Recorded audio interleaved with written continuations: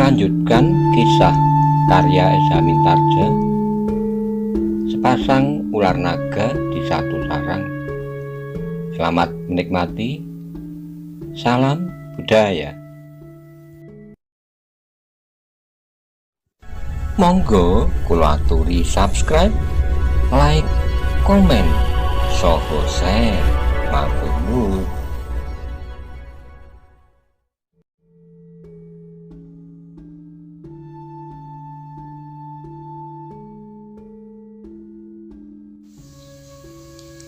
Linggopati memandang adiknya dengan tatapan mata yang bagaikan menusuk sampai ke pusat jantung. Tatapan mata yang seolah-olah menuntut pertanggungjawaban atas tingkah laku adiknya itu. Kau bunuhnya dengan biadab, geramnya. Linggopati memandang kakaknya dengan heran, justru karena kakaknya nampak tidak senang melihat kemenangannya. "Mengapa, Kakang?" ia bertanya. "Apakah kau tidak mempunyai cara lain untuk membunuh lawanmu?" Linggopati mengerutkan keningnya, jawabnya. "Cara ini adalah cara yang paling baik bagi orang-orang berilmu hitam." Ia berhenti jenak untuk menebarkan tatapan matanya. Ia melihat Doro Nambang dan kedua anak muda itu masih bertempur. Meskipun pertempuran itu agaknya terganggu juga oleh kematian Paguh dan seorang kawannya dengan cara yang sangat mengerikan. Lalu, Kakang agaknya terlampau sopan menghadapi orang-orang seperti kelima orang itu. Bahkan aku ingin menganjurkan agar yang tiga itu pun dibunuh dengan cara yang sama." "Kau gila, Linggopati. Aku juga seorang pembunuh seperti kau dan orang-orang berilmu hitam, tapi tidak dengan cara itu."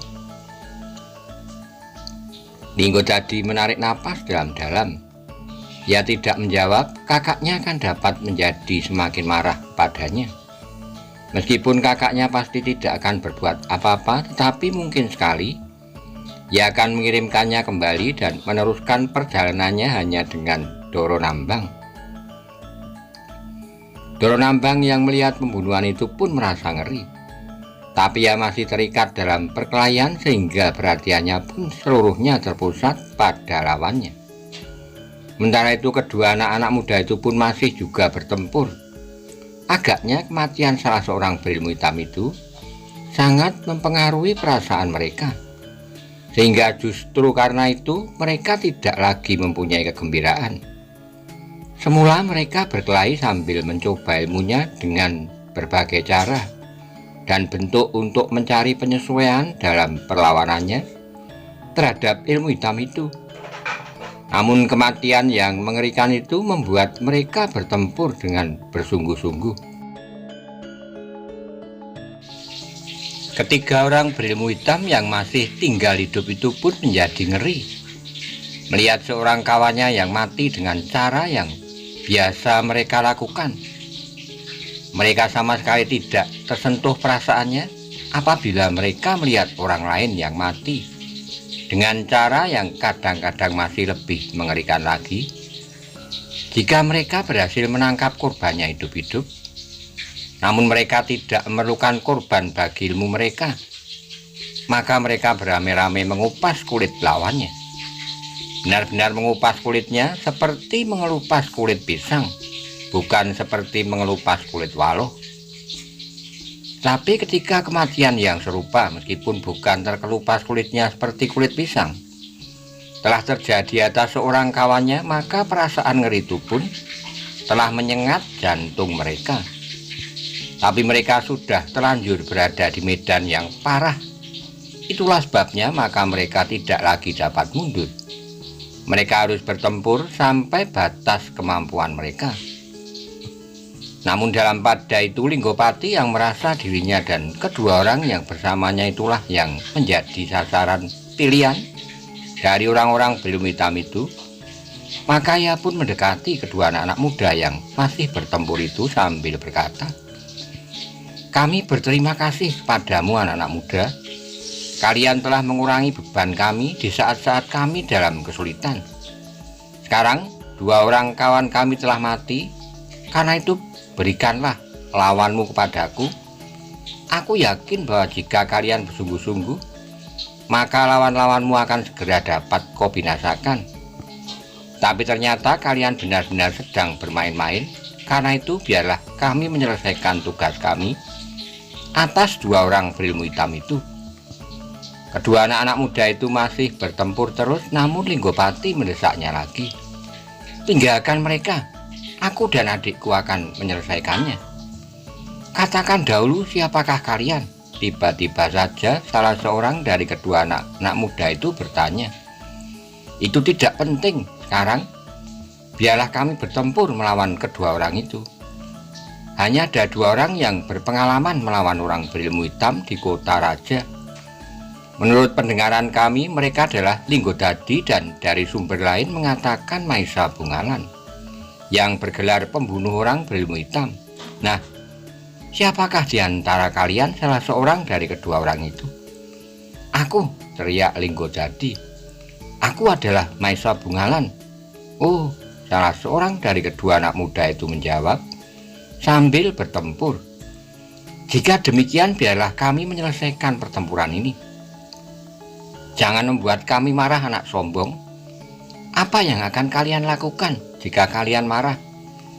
Bergabung dengan orang-orang berilmu hitam itu dan membunuh kau berdua. Baru kemudian aku akan membunuh orang-orang berilmu hitam itu. Bagus sekali, seperti yang pernah dilakukan oleh Linggodadi. Ia melepaskan lawannya yang berilmu hitam dan membiarkan orang berilmu hitam itu bertempur melawan Maisa Bungalan. Dari mana kau tahu, teriak Linggodadi. Bukankah demikian menurut cerita orang? Katakan Maisa Bungalan, apakah cerita itu benar? Linggodadi termangu-mangu. Ia memperhatikan kedua anak muda itu bertempur dengan lincahnya. Meskipun mereka sudah tidak mempertaruhkan perkelahian itu untuk menjajaki kemampuan ilmu mereka. Dalam pada itu Linggopati pun masih saja termangu-mangu. Ia mencoba menebak siapakah kedua anak-anak muda itu, namun ternyata ia tidak mendapat gambaran sama sekali tentang keduanya. Namun karena itu maka ia pun mencoba mengambil cara lain untuk melepaskan kedua anak muda itu dari arena. Karena itu maka ia pun kemudian berkata dengan nada yang lunak, anak muda, seperti yang sudah kukatakan, aku mengucapkan diperbanyak terima kasih atas bantuanmu. Tanpa kalian berdua mungkin akhir perkelahian ini akan menjadi berbeda. Tidak, potong Linggodadi. Kami akan tetap berhasil membunuh mereka berlima. Linggopati mengerutkan keningnya, namun ia berkata selanjutnya, karena itu anak muda, biarlah kami menyelesaikan persoalan kami dengan orang-orang berilmu hitam itu. Bantuan kalian sudah cukup bagi kami. Dan kalian akan membunuh orang-orang berilmu hitam ini dengan cara yang biadab itu. Tidak, aku akan mengingatkannya agar tidak lagi melakukan pembunuhan seperti itu.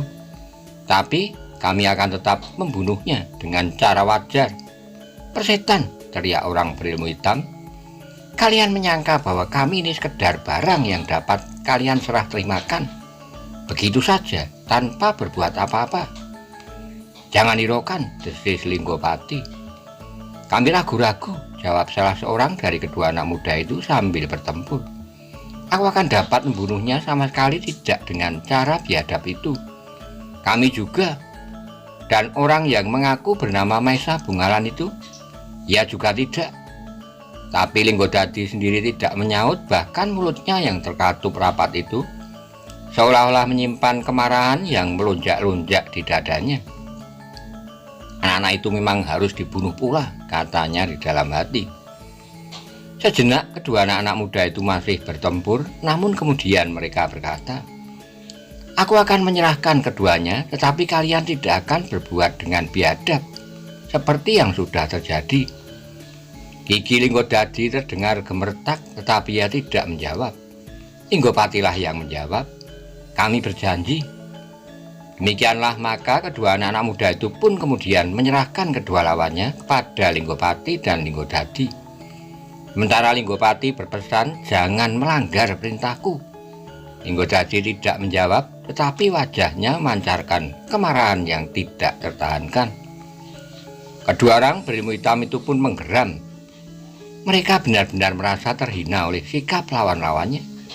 Kedua anak-anak itu pun menganggap mereka tanpa arti, yang kemudian dengan seenaknya menyerahkannya kepada orang lain. Meskipun demikian, orang yang kebetulan harus bertempur melawan Linggodadi menjadi agak ngeri juga. Kawannya telah terbunuh dengan cara yang justru sering dilakukan oleh kawan-kawannya yang disebut oleh orang lain berilmu hitam. Tapi kematian yang memang sudah membayang itu tidak akan dapat mereka terima sambil menundukkan kepala. Melawan atau tidak melawan, aku akan mati, geram melawan Linggodadi di dalam hatinya. Apalagi ketika Linggodadi telah menyebut dirinya bernama Maesa Bungalan, meskipun dengan cara yang tidak meyakinkan. Maka orang-orang berilmu hitam itu pun rasa-rasanya memang sudah berada di ambang pintu maut. Ketika kedua orang itu baru saja mulai bertempur melawan Linggodadi dan Linggopati, maka telah terdengar sebuah keluhan tertahan. Ternyata lawan Doronambang pun telah terlempar dari arena pertempuran. Dadanya memancarkan darah yang tumpah dari lukanya. Tapi Doronambang tidak membunuh lawannya dengan cara yang mengerikan seperti yang dilakukan oleh Linggodadi. Doronambang berdiri termangu-mangu di samping mayat lawannya. Ia malingkan wajahnya ketika di luar sadarnya terpandang olehnya mayat yang kulitnya bagaikan terkelupas oleh luka yang tidak terhitung jumlahnya. Bukan saja luka tusukan, tetapi juga goresan yang menyilang dada, punggung, dan lambung silang menyilang. Doronambang menarik napas dalam-dalam. Ia pun kemudian perlahan-lahan mendekati kedua anak muda yang menonton di pinggir arena. "Kalian anak muda yang luar biasa," berkata Doronambang. "Ah," desih yang tua, "semudah kalian telah menunjukkan ilmu yang jauh lebih tinggi dari orang-orang berilmu hitam itu. Bahkan lebih tinggi daripadaku. Kalian dapat bertempur sambil bergurau dan seolah-olah sekedar menjajaki kemampuan lawanmu. Tapi aku harus mengerahkan semua kemampuan yang ada padaku. Kau memuji. Aku berkata sebenarnya dan aku kagum atas kalian. Apakah kalian dapat mengatakan siapakah kalian itu?" Kedua anak muda itu termangu-mangu, namun kemudian salah seorang dari mereka bertanya, "Apakah benar orang itu bernama Maesa Bungalan?" Doronambang termangu-mangu sejenak. Sekilas diamatinya Linggodadi yang sedang bertempur dengan keras dan penuh dendam. Akhirnya dengan ragu-ragu Doronambang berkata, "Ya, orang itu adalah Maesa Bungalan, yang disebut pembunuh orang berilmu hitam?" bertanya anak muda yang lain. "Ya." Doronambang masih ragu-ragu. Namun kemudian Doronambang terkejut ketika ia mendengar kedua anak muda itu tertawa. Salah seorang dari kedua anak itu berkata, "Salah kakek, atau kakek sengaja membohongi kami. Karena itu kami pun tidak akan mengatakan siapakah kami sebenarnya." "Anak setan," Doronambang mengumpat. Namun ia pun kemudian tersenyum, katanya, "Kalian sangat menarik perhatianku, menyenangkan sekali. Baiklah, aku berkata terus terang, aku memang berbohong. Tapi sayang bahwa aku tidak dapat mengatakan tentang orang itu. Seperti kami juga tidak dapat mengatakan tentang diri kami. Baiklah, kita sama-sama tidak mau menyebut diri kita masing-masing, tapi tidak apalah." Doronambang berhenti sejenak lalu, "Tetapi siapapun kalian, aku tetap mengucapkan terima kasih atas bantuan kalian. Seperti yang dikatakan anakku yang tua, tanpa kalian mungkin pertempuran ini akan berakhir lain sekali. Aku sependapat, meskipun orang yang bernama Maesa Bungalan itu berpendapat lain." "Jangan sebut Maesa Bungalan, bukankah kakek berbohong?" Dua anak-anak itu tertawa, namun suara tertawanya pun segera terputus. Ketika mereka mendengar pekik kecil jenak kemudian, maka mereka pun melihat lawan Linggopati terdorong surut. Perlahan ia terjatuh pada lututnya. "Ia akan mati," desis Doronambang. "Ya, ia akan mati. Yang seorang itu pun akan mati." Doronambang tidak menyaut, tetapi seperti yang dikatakannya, maka lawan Linggopati itu pun kemudian jatuh terbujur di tanah mati. Sementara itu Linggopati pun segera mendekati arena perkelahian adiknya. Sejenak ia berdiri termangu-mangu, namun kemudian katanya, "Biarlah ia hidup, aku akan membunuhnya," desis Linggodadi. "Kita memerlukan beberapa keterangan tentang orang-orang berilmu hitam. Jika ia tetap hidup, maka kita akan mendapat bahan yang kita perlukan. Mengapa bukan lawanmu yang kau biarkan hidup?" Linggopati mengerutkan keningnya lalu jawabnya, "Lawanku sudah terlanjur mati. Aku tadi tidak ingat bahwa jika kita dapat membiarkan salah seorang dari mereka hidup, maka kita akan mendapatkan banyak keterangan tentang keadaan mereka." Linggodadi tidak segera menjawab, tapi ia masih tetap bertempur dengan garangnya. "Dengarlah perintahku," berkata Linggopati kemudian.